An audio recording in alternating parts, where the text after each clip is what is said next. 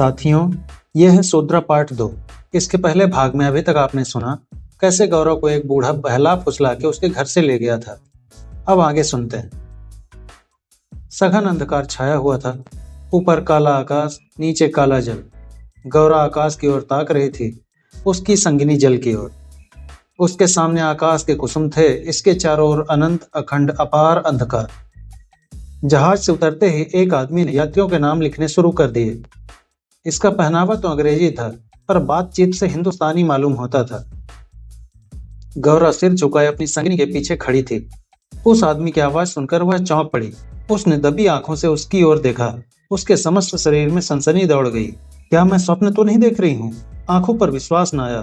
फिर उस पर निगाह डाली। उसकी छाती वेग से धड़कने लगी, पैर थर थर कांपने लगे।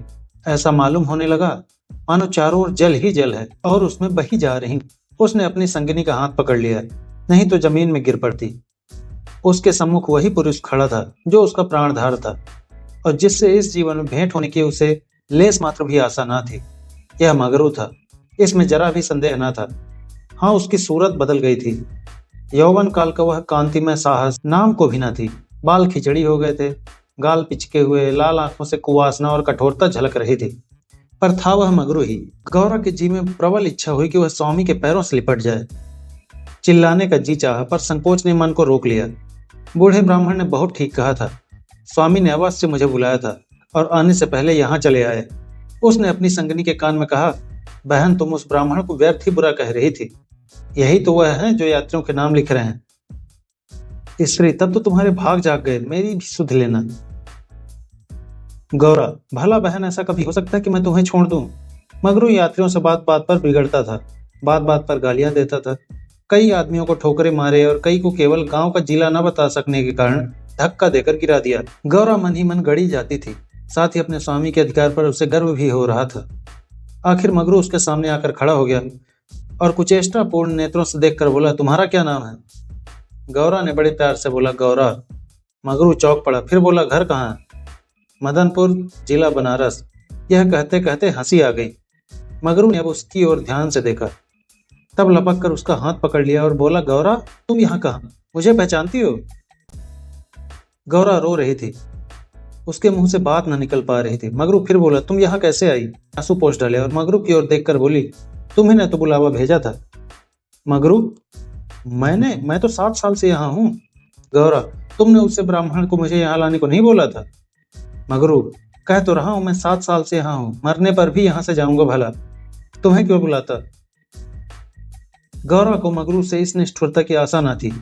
उसने सोचा, अगर यह सत्य भी हो कि इन्होंने मुझे नहीं बुलाया, तो भी इन्हें मेरा यूं अपमान न करना चाहिए था। क्या वो समझते हैं कि मैं इनकी रोटियों पर आई हूँ? यह तो इतने ओछे स्वभाव के न थे। शायद दर्जा पाकर इन्हें मद हो गया है। नारी सुलभ अभिमान से गर्दन उठाकर उसने कहा, तुम्हारी इच्छा हो तो अब यहाँ से लौट जाऊं, तुम्हारे ऊपर भार नहीं बनना चाहती। मगरू कुछ लज्जित होकर बोला, अब तुम यहाँ से लौट नहीं सकती गौरा, यहाँ आकर बिरला ही कोई लौटा है। यह कहकर वह कुछ देर चिंता मग्न खड़ा रहा, मानो संकट में पड़ा हुआ हो कि क्या करना चाहिए। उसकी कठोर मुखाकृति पर दीनता का रंग झलक पड़ा। तब कातर स्वर से बोला, जब आ ही गई हो तो रहो, जैसे कुछ पड़ेगी देखी जाएगी। गौरा, जहाज फिर कब लौटेगा? मगरू, तुम यहाँ से 5 वर्ष से पहले नहीं जा सकती। क्यों, कोई जबरदस्ती है? हाँ, यहाँ का यही हुक्म है। तो फिर मैं अलग मजदूरी करके अपना पेट पालूंगी। मगरू ने सजल नेत्र होकर बोला, जब तक मैं जिंदा हूं तुम मुझसे अलग नहीं रह सकती।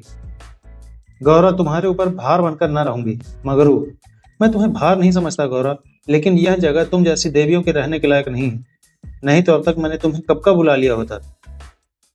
वही बूढ़ा आदमी जिसने तुम्हें बहकाया मुझे घर से आते समय पटना में मिल गया था और झांसा देकर मुझे भी यहाँ भर्ती करवा दिया। तब से यहीं पड़ा हुआ हूँ। चलो मेरे घर में रहो, वहां बातें होंगी। और यह दूसरी औरत कौन है? ये मेरी सखी है, इन्हें भी बूढ़ा हुआ काल आया। मगरू, ये तो किसी की कोठी में जाएंगी। इन सब आदमियों की बात होगी, जिसके हिस्से में जितने आदमी आएंगे उतने हर एक कोठी में भेजे जाएंगे। लेकिन ये तो मेरे साथ रहना चाहती है, गौरा ने बोला। मगरू, अच्छी बात है, इनको भी लेते चलो। यात्रियों के नाम तो लिखे ही जा चुके थे। मगरू ने उन्हें एक चपरासी को सौंपकर दोनों औरतों के साथ घर की राह ले ली। दोनों ओर सघन वृक्षों की कतारें थी। जहां तक निगाह जाती थी ऊख ही ऊख दिखाई देती थी। समुद्र की ओर से शीतल जल, निर्मल वायु के झोंके आ रहे थे। अत्यंत सुरम्य दृश्य था, पर मगरू की निगाह उस ओर न थी।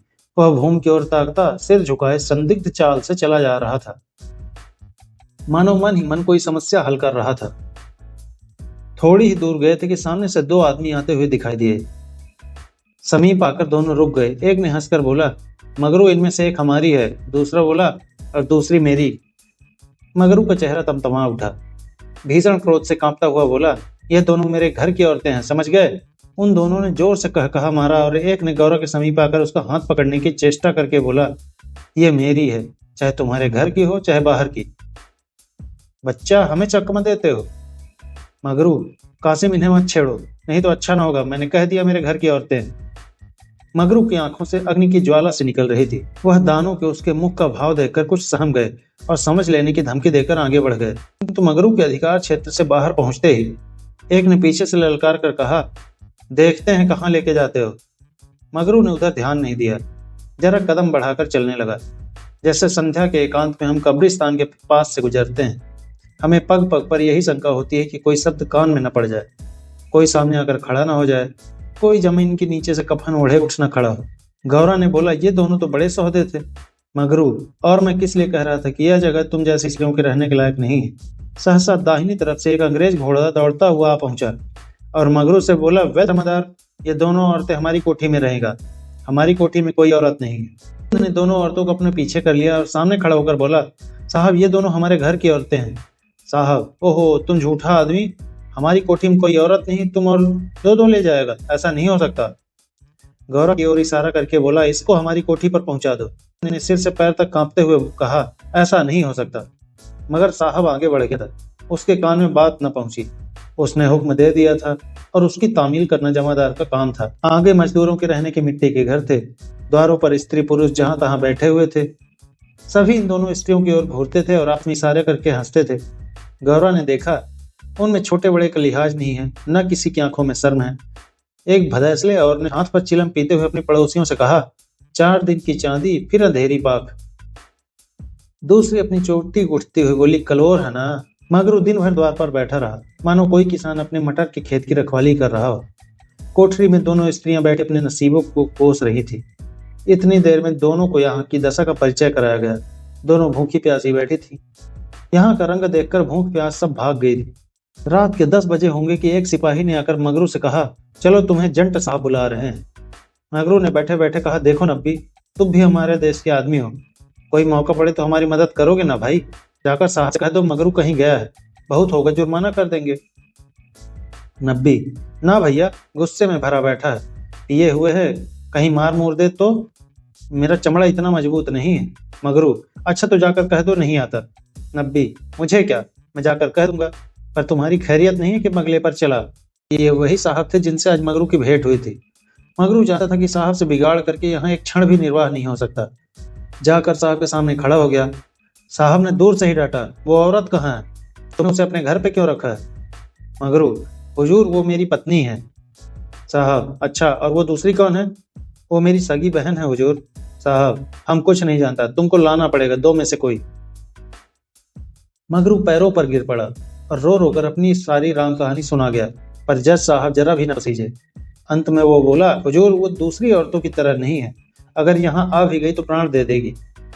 साहब ने हंसकर कहा, ओहो, जान देना इतना आसान है क्या? नब्बी, अपनी दांव क्यों रोते हो? तुम हमारे घर नहीं घुसते थे? जब घात पाते हो तो जा पहुंचते हो, अब क्यों रोते हो? एजेंट, ओ ये बदमाश है, अभी जाकर लाओ, नहीं तो हम तुमको हंटरों से पीटेगा। मगरू, हुजूर जितना चाहे पीट लें, मगर मुझसे यह काम करने को ना कहें जो मैं जीते जी नहीं कर सकता।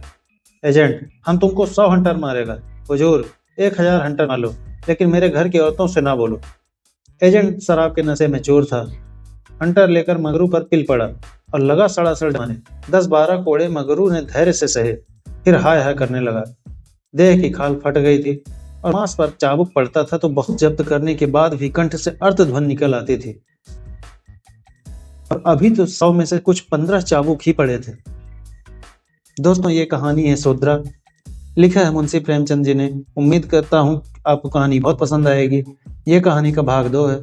अगली कहानी भाग 3 जल्द ही आपके सामने आएगी। धन्यवाद, नमस्कार।